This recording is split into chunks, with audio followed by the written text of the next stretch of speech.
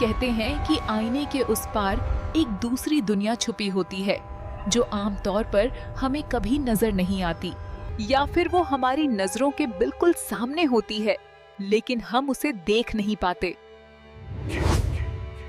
नानी कहती थी कि आईने की दुनिया के पीछे अतृप्त रूहों का घर होता है। लेकिन ये बात कितनी सच है या सिर्फ बचपन में सुनी हुई कहानियां हैं?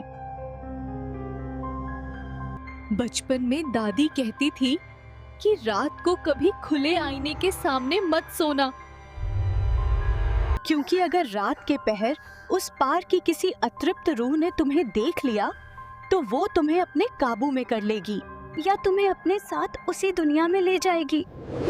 बचपन में दादी की ये बातें सुनकर मुझे बहुत डर लगता था, लेकिन जब मैं बड़ी हुई तो उनकी हर बात में मुझे अंधविश्वास और बच्चों को बहलाने वाली कहानियों के सिवा कुछ और नजर नहीं आया। आज जब मैं अपने नए घर की शिफ्टिंग करते हुए अपने हस्बैंड से बात कर रही थी तो मुझे नानी की कही हुई बातें याद आ गईं।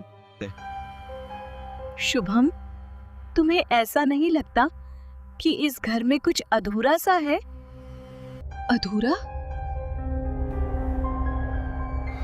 क्या अधूरा? आईना। नया घर बनाया और उसमें आईना ही नहीं है। मुझे एक एंटीक मिरर लेना है। मैंने सुना है कि अनारकली बाजार में बहुत अच्छी एंटीक चीजें मिलती हैं। चलो ना, आज वहीं चलते हैं। ठीक है मैडम, जैसा आपका हुक्म। सीमा शुभम के साथ अनारकली बाजार गई। पूरे मार्केट में खूबसूरत एंटीक सामान की भरमार थी।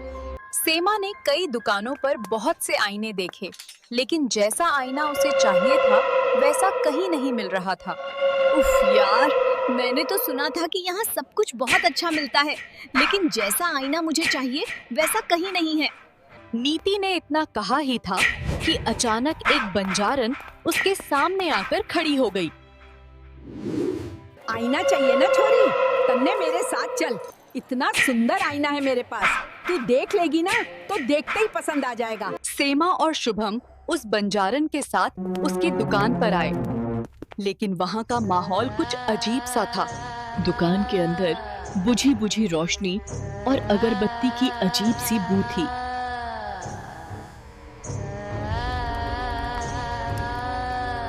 तुम्हें यहाँ कुछ अजीब सा नहीं लग रहा? अरे, थोड़ी देर पहले अगरबत्ती जलाई थी, इसी वजह से धुआं हो गया है। ये देख छोरी, तेरा आईना। हाँ। आईना तो बहुत सुंदर है, मुझे बिल्कुल ऐसा ही चाहिए था। मैं जानू हूँ छोरी, और यो आईना मैंने थारे लिए ही संभाल के रखा था। मेरे लिए? आपका क्या मतलब है? मैं तो आपसे पहली बार मिली हूँ।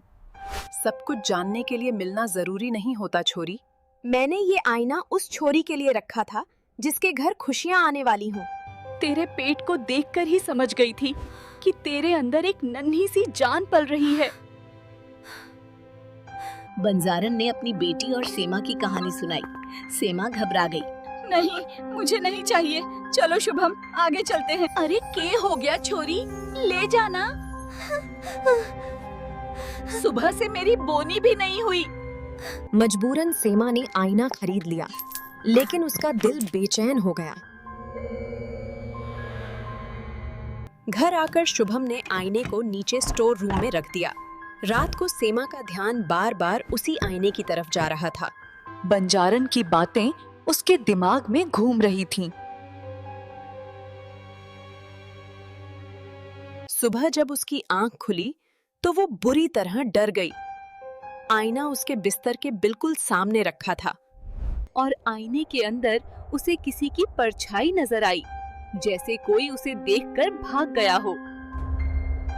उस रात शुभम घर नहीं आ सका।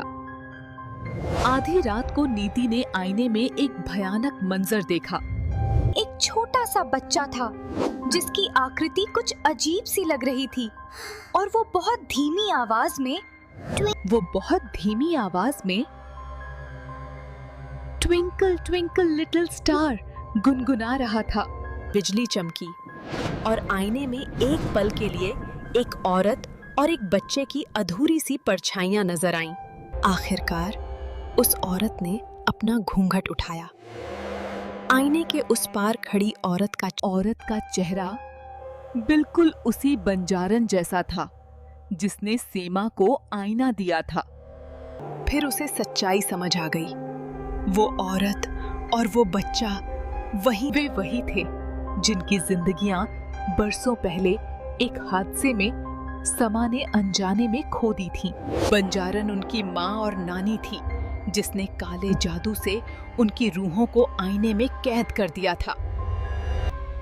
आज मैं अपना बदला पूरा करूंगी। जिस तरह तूने मेरे बच्चे को मारा, आज तेरा बच्चा भी हमारे साथ ही जाएगा। सीमा रो रो कर माफी मांगती रही। अचानक एक जोरदार चीख सुनाई दी। आईना टूटकर चकनाचूर हो गया। कमरा खामोश हो गया और सेमा वहीं जमीन पर बेहोश गिर पड़ी।